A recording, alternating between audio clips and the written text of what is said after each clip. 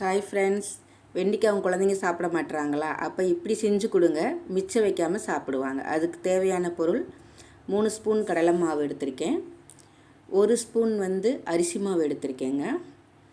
அதுக்கப்புறம் 1 ஸ்பூன் தனி மிளகாய் தூள் எடுத்திருக்கேன், 1 ஸ்பூன் மல்லித்தூள் எடுத்திருக்கேங்க.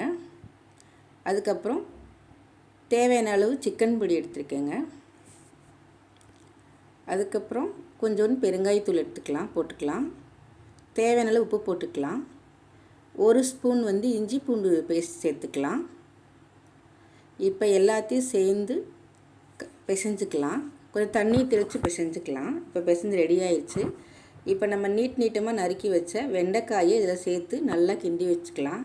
இப்போ எல்லாத்தையும் சேர்த்து கிண்டி வச்சாச்சு. ஒரு 10 நிமிஷம் இருக்கட்டும். இப்போ கடாயில் எண்ணெய் ஊற்றி ஒவ்வொன்றா எல்லாத்தையும் கொஞ்சம் கொஞ்சமாக போட்டு பொரித்து எடுத்துக்கலாம். ஒரு 5 நிமிஷம் 10 நிமிஷம் நல்லா வேக விடுங்க. அது நல்லா ஸ்கிரிப்பியாக வரும். குழந்தைங்க நல்லா விருப்பப்பட்டு சாப்பிடுவாங்க. இந்த ரெசிபி உங்களுக்கு பிடிச்சிருந்துச்சு அப்படின்னா லைக் பண்ணுங்கள், ஷேர் பண்ணுங்கள், கமெண்ட் பண்ணுங்கள். என் சேனலை சப்ஸ்கிரைப் பண்ணுங்கள் மக்களே. தேங்க்யூ.